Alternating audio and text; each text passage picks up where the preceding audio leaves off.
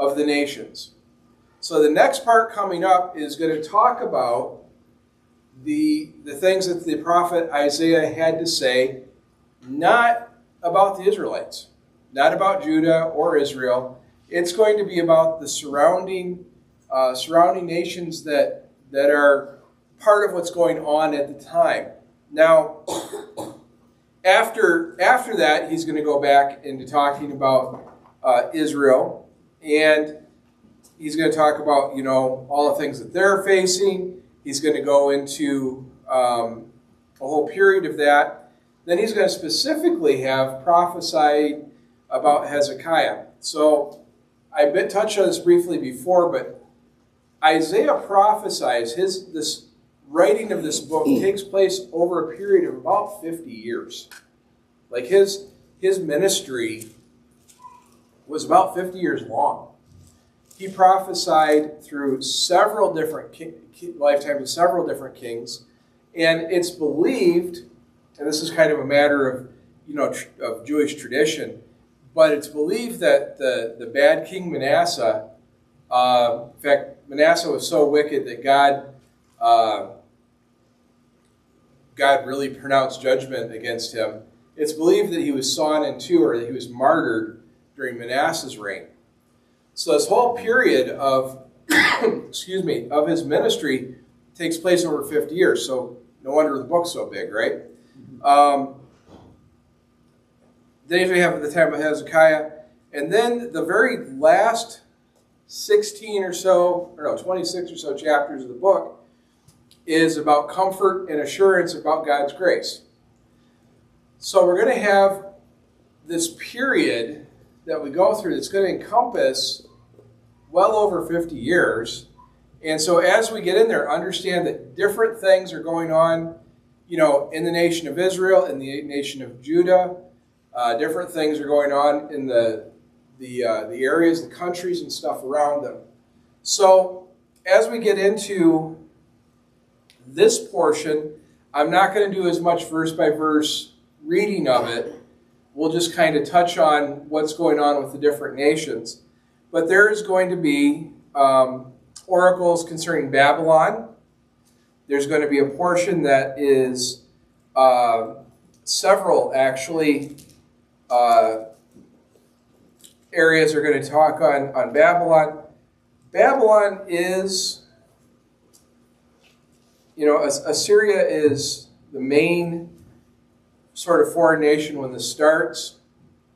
Babylon is coming on the scene. Babylon is growing and becoming the world power. And the Israelites know this. God knows this. But at the beginning of them coming to power, God's like, you're not that important. So what's seeming huge in world events and from man's point of view and in history, God pronounces judgment against it as they're getting going. And one of the things about the prophecies of Isaiah is one of the, and we'll look at it here in a little bit, we see where God prophesies their doom and their ultimate downfall as the country is on its way up. So Isaiah is saying something completely and totally against what anybody, their wisdom would say. Because it's becoming this super powerful nation, this world power, and God says, Babylon, you're not going to be anything. There's going to be a time when nobody lives in you, that you're going to be a place for the wild animals. The only thing that's going to be there are the screech owls and the desert animals. You're nothing. In fact, the Arabs won't even pitch their tents there. You're going to be this wasteland. Well, he says that while it's becoming the biggest world power. And we'll look at that in a minute. So there's also going to be judgment's going to be pronounced against Assyria. Now, Assyria is currently the world power when he starts. And, you could kind of say, you could see that one nation is going to be overcome by another. But God prophesies before it happens so that when it happens, that we know that he was the guy saying it. He's going to talk about Philistia, which is the Philistines. Talk about Moab. Moab was kind of to the south and east of where Judah was. The Moabites were a large group of people. They were there as the Israelites came up under Moses, if you remember, several hundred years before. They were a nation then. And of course, there's going to be talk about Damascus and Samaria. Now, in the book of Isaiah, when we hear something about Samaria, Samaria is the capital of the Israelite nation. Right? There's the northern tribe and there's the southern tribe. The southern tribe of Judah and part of Benjamin there, that's all headquartered in Jerusalem. Right? That's the capital of Jerusalem, is in Jerusalem. For the other 10 tribes, their capital is in Samaria. So when we think of Samaria, Samaria typically as like the, from the New Testament, we're thinking about this area of sort of half Jews, half something else. They have the Torah, but they don't believe anything else, and they're just sort of kind of this offshoot of the Jews. Well, that got started back when the nation was divided. The northern 10 tribes had to have a capital someplace, and that was in the town of Samaria. So the other thing it's also called frequently is Ephraim. And so if we see those things, it's talking about the same people. Then there's stuff about Ethiopia. There's portions against Egypt.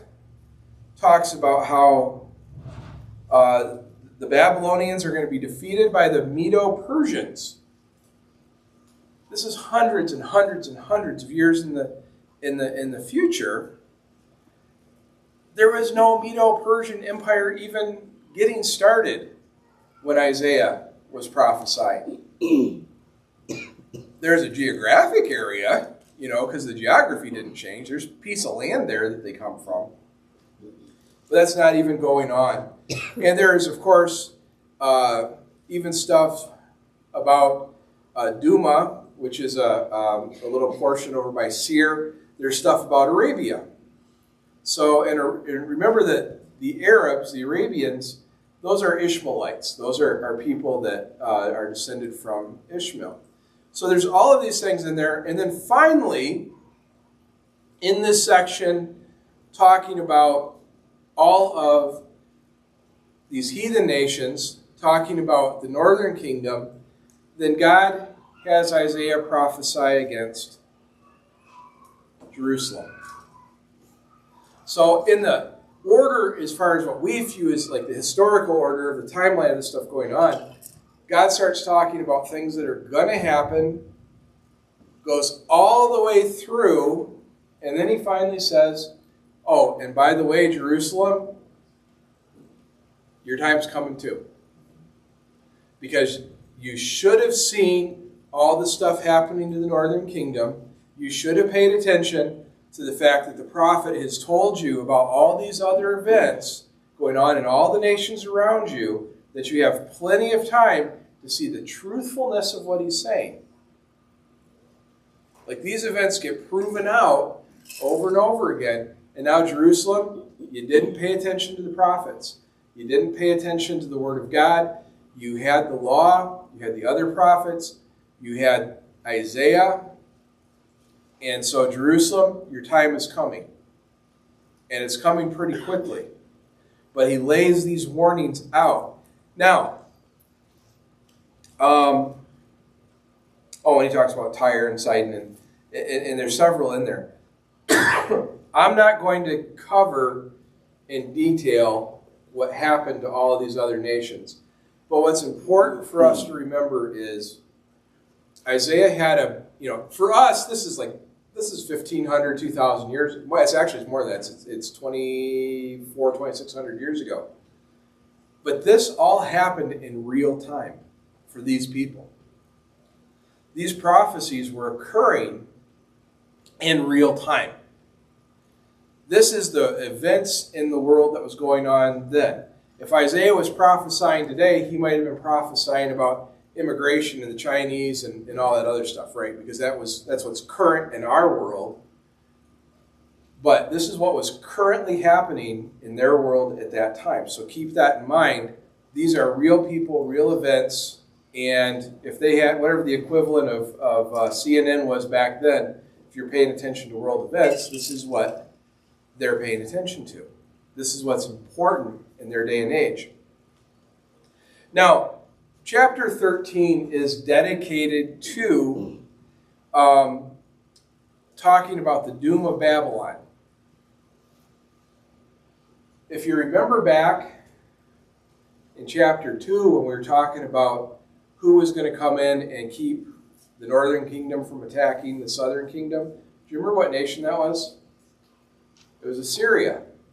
Who's the big dog? It's Assyria. Babylon is just coming up.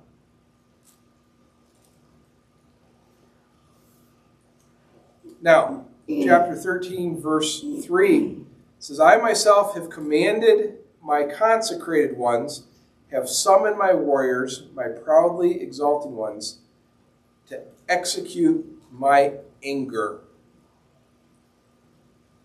God starts out his section on Babylon saying he has raised up what? His consecrated ones, his warriors. Who are God's consecrated ones? It's going to use this term again a little bit later down. And it's going to say this, and God is saying, I've got my people about ready to take care of the Babylonians. Who are God's consecrated warriors? Who will go out and kill anyone God tells to go kill? Angels, right? There are things going on in world events back then and today that God is orchestrating. He has his own team doing his business, making things happen his way. And he says in here in verse 5, they come from a distant land, from the end of the heavens. The Lord and the weapons of his indignation to destroy the whole earth. Wail, for the day of the Lord is near. It will come like destruction from the Almighty. Wait a second. These people aren't even powerful. These people haven't even hit the zenith of their civilization. Verse 11 says, I will punish the world for its evil, and the wicked for their iniquity. I will put an end to the pride of the arrogant, and lay low the insolence of tyrants. Wow. In verse 17, he says, see, I'm stirring up the Medes against them, who have no regard for silver and do not delight in gold. Wait a second. Babylon isn't even there yet. Here's the very first hint. Do you remember in the book of Daniel where Daniel is asked about the handwriting on the wall? That's hundreds of years in the future yet. The Medes and the Persians are surrounding the city of Babylon, and they divert the river, and they walk in through the aqueducts and take over the city of Babylon. For 3 days, the city didn't even know they were conquered. God's saying it way back here before it happens. And he says the Babylon, the glory of the kingdoms, is verse 19, will be like Sodom and Gomorrah when God overthrew them. Verse 20, it, referring to Babylon, will never be inhabited or lived in for all generations. You know where Babylon is today? It's in Iraq, someplace. And it's an empty, desolate area that nobody lives. Listen to what God says about it. I touched on this one in my introduction. It will never be inhabited or lived in for all generations. Arabs will not pitch their tents there. Shepherds won't make their flocks lie down there. But wild animals will lie down there, and its houses will be filled with howling creatures. There ostriches will live, and there the goat demons will dance. Hyenas will cry in its towers, and jackals in the pleasant places. Its time is close at hand, and its days will not be prolonged. Today, where Babylon sits, where the ruins are, is a desert wasteland. There's nothing there. But at this time, it was one of the most pleasant places on earth to live. They had plenty of water, they had good weather. An entire civilization was in the process of springing up and becoming a world power. And God says, shepherds aren't even going to be there. There's going to be so little there that the only thing that's going to be there is the screech owls and the hyenas and the ostriches. Hadn't even come about yet. Chapter 14 is dedicated, and if you've got little subheadings in your Bible, it may say something like, taunt against the king of Babylon. These are the things where the Lord is mocking the king of Babylon and recording in advance what he has to say about it. He says to him, verse 13, you said in your heart, I will send to the heaven, I will rise my throne above the stars of God. God is well aware of what other countries, other peoples say, and about the arrogance in their heart too. So to Babylon, he says, you said you're going to do this. I will ascend to the tops of the clouds. I will make myself like the Most High. God kind of has a problem with pride, people.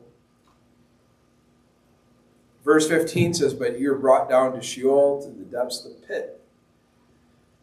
Those who will see you will stare at you and ponder over you. Is this the man who made the earth tremble, who shook kingdoms, who made the world like a desert and overthrew its cities, and who would not let his prisoners go home? You think you're a world power. You think you're the most important king on the earth. And for a little while, they were. But in all that pride, God says, no, I'm going to take you down. You're going to be nothing. There's going to be nothing left. Now, verse 20, verse 21. May the descendants of evildoers never more be named. And all this pride that you have, there's going to come a time when the evildoers aren't mentioned anymore. Now that fulfillment, of course, happens in the age to come. But how many of you really studied Babylon? Really studied King Nebuchadnezzar or Nebuchadnezzar or any of the other rulers there? Except for Sunday school, probably never, right? You might have briefly mentioned Babylon in your world history class in high school or college. But if it wasn't for being preserved in Scripture, I don't think anybody ever even went looking for Babylon. Yet at one time, most powerful nation on the planet.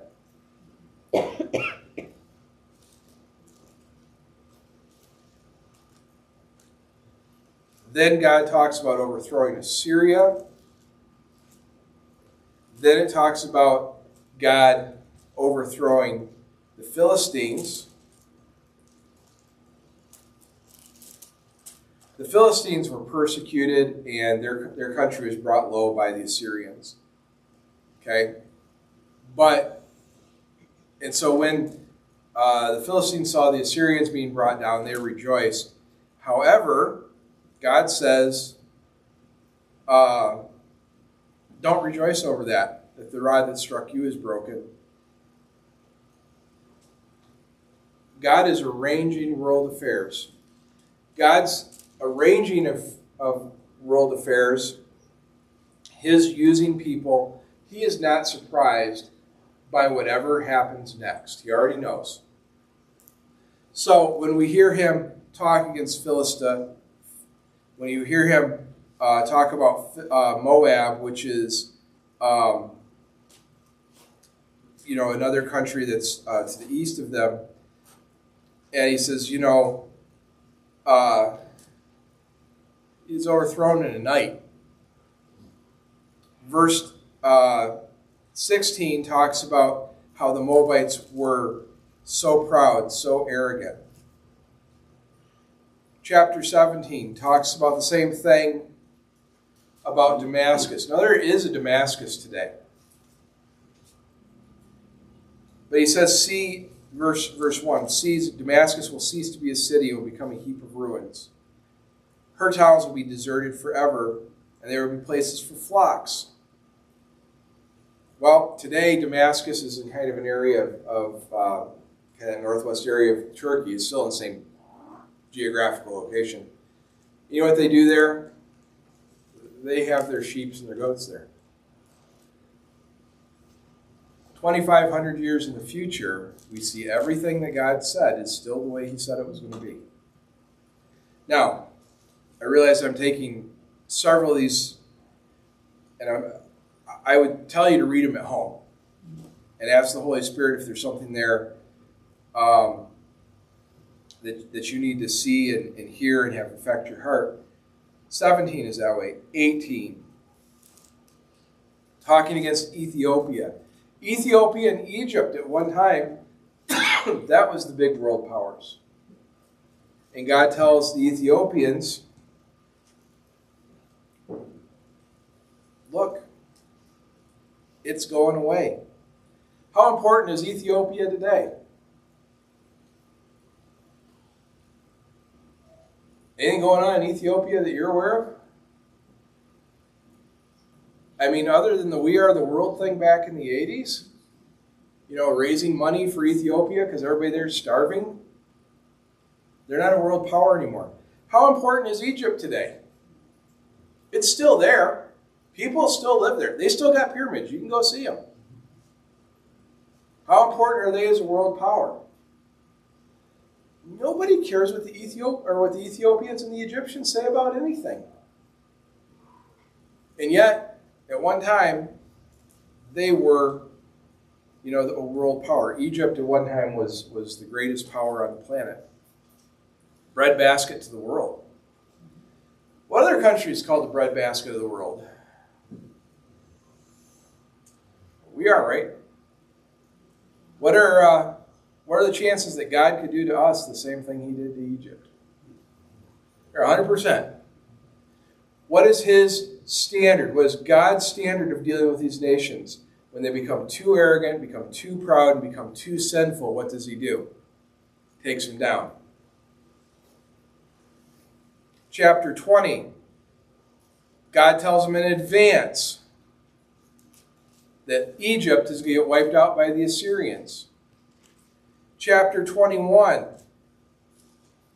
We know that Assyria is going to be taken out by Babylon. Chapter 21 starts talking about how Babylon is going to be taken out by the Medes and the Persians.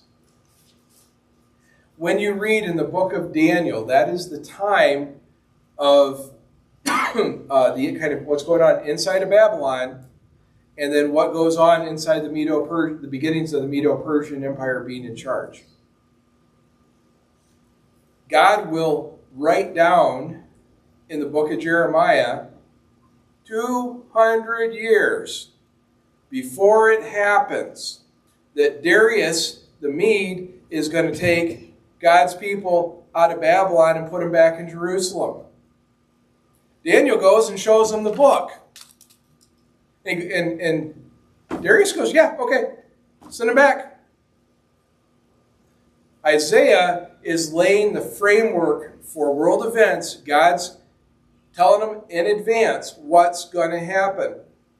And we get started with all of this. When he lays out what's going to go on with the Arabs and the Moabites and everybody else, he comes down to Jerusalem and he says this to the faithful Jews, or what are at that moment still the faithful Jews. What do you mean that you've gone up, all of you, to the housetops? You that are full of shouting, you tumultuous city, exultant town. Your slain are not slain by the sword, nor are they dead in battle. Your rulers have all fled together. They were captured without the use of a bow. All of you were captured, though they had fled away. Therefore I said, look away from me, let me weep bitter tears. Do not try to comfort me for the destruction of my beloved people. So remember, there's this northern kingdom that immediately started sinning against God, because the northern king said, I need to bring in a different religion so that these people won't go down to Jerusalem and return to God and return to being the line of David is their king. So he introduced idolatry across all 10 of the tribes. His name was Jeroboam. He started out being evil. That went on for a period of years and years. All the world events, everything that's going on around it.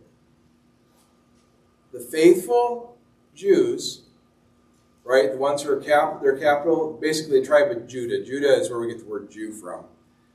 The tribe of Judah, there's a few Benjaminites, there's some Levites living there, there's a few of these other tribes that there's some remnants in that area. But for the most part, they're all from the tribe of Judah. They're seeing this.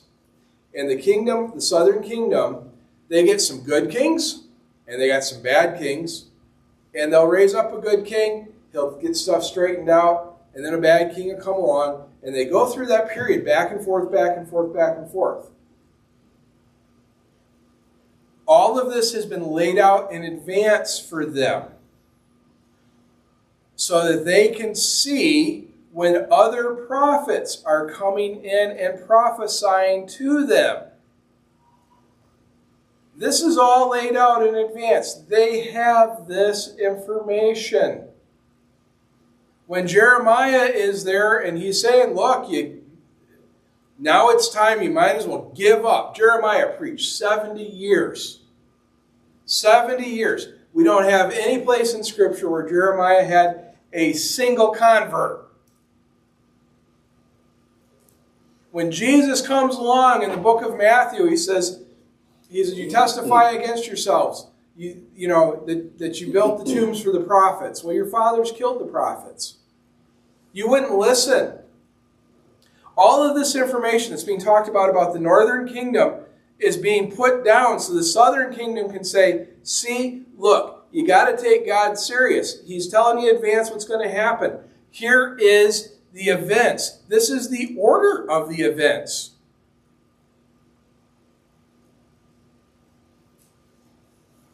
This is the order of the events. This is what's going to happen. And then he brings along and he raises up, for this entire period of time, he raises up new prophets. Every generation, we got somebody else in there. Hey guys, this is what's going on. This is what's going on. This is what's going on. This isn't just one generation. Isaiah, 50 years in advance, lays it out. Other prophets come along after and discuss it and bring it forward. Guys, pay attention. We had it written down. God is in control of world affairs. God is in control of national affairs. Pay attention. Do what's right. He just said back there, I'm going to do this to all the evildoers.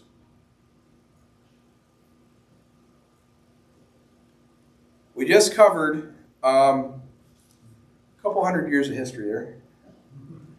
I'm not going to get into Tyre.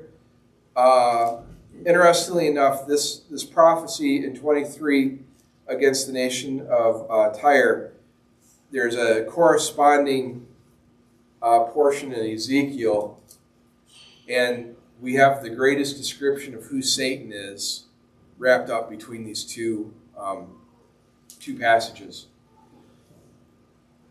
So I've just taken you all the way from chapter 12 last week. We've done 13. We've gone all the way up through 23. This is a lot of material. There's a lot of stuff there for different kingdoms. it is very much worth reading verse by verse. But to cover all of that material in class, spend the next 4 months on it, 4 months on it, seems like a lot. But the message is clear. God tells them in advance what's happening to everybody around them. That information is put out there for the northern kingdom, but it's really put out there for the southern kingdom, in hopes that they'll take seriously what God has to say. Now, all of this was covered back in Deuteronomy. All of this was covered, the whole book of the Judges. This is nothing new. This pattern of God's people being faithful, being blessed, and in their prosperity turning away from God, and then God punishing them, and then them going, oh yeah, wait, maybe we better go back to doing it God's way. And then they're prosperous for a little while. Like, this has been going on for hundreds of years. And now God comes forward and he says, okay, let me tell you what's going to happen for the next 400 years. So that when you see it happening, you know that I told you in detail, in advance, what was going to go down.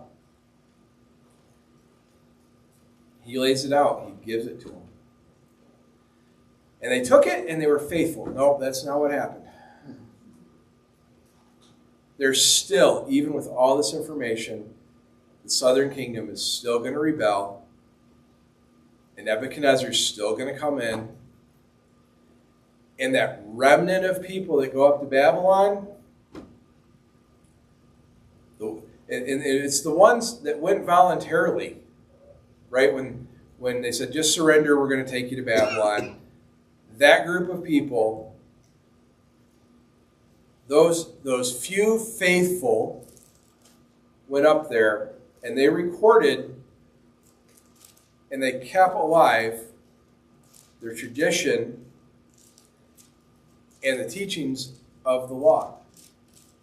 There's a collection of writings. It's called the Babylonian Talmud, and it is the preservation of Jewish teaching and thought and scholarship on the Bible.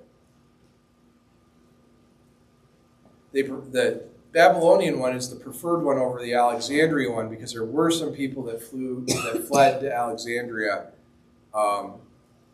and the ones that went down there,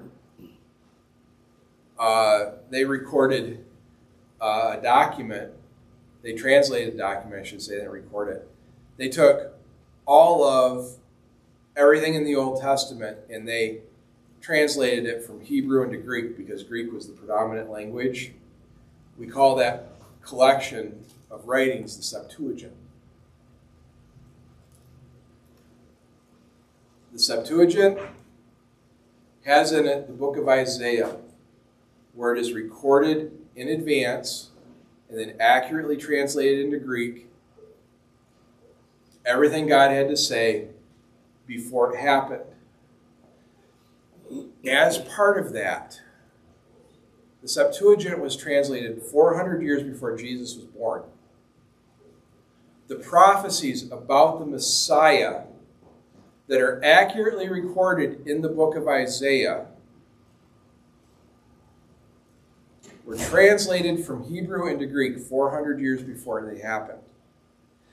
God took all of these events to verify the truth of his prophetic word in a way that is historically accurate, that you can't argue and say the book of Isaiah was written after Jesus' time.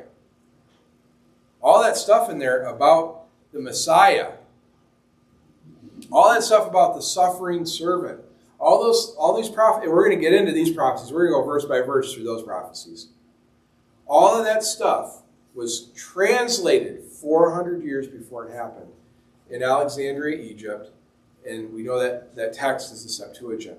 All of the history and all of the teaching behind the preservation of Jewish theology was recorded in the Babylonian Talmud and to a lesser extent the Alexandrian Talmud. And all of that happened during the time that the Jews were dispersed out of the land. The Babylonian Talmud was put together and compiled in the 70 years from the first deportation of the Jews to the time where Darius the Mede sent them back.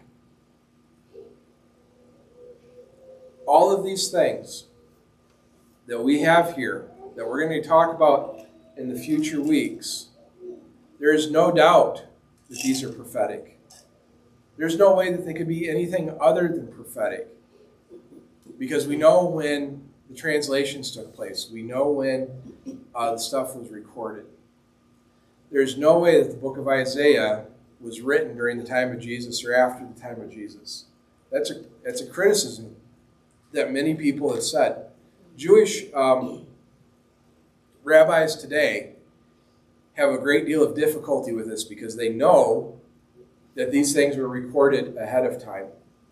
And it's statistically impossible that you could fake as many prophecies as we're going to see.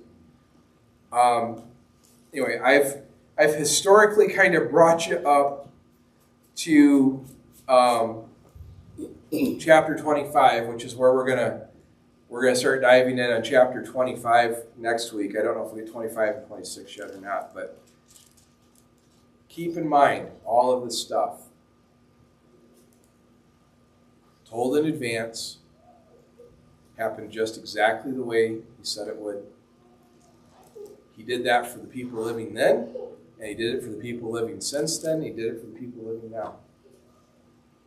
That's my sermon for today.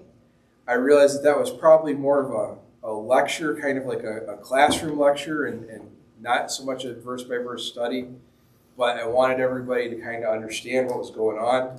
I also want you to understand the importance of the verified historical accuracy of these prophecies.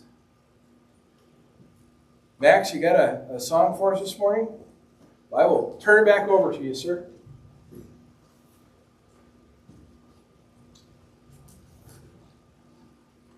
Thank you, Jim, for a picture that I have never really heard put that way.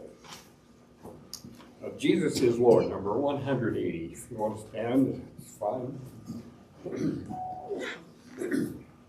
Jesus is Lord.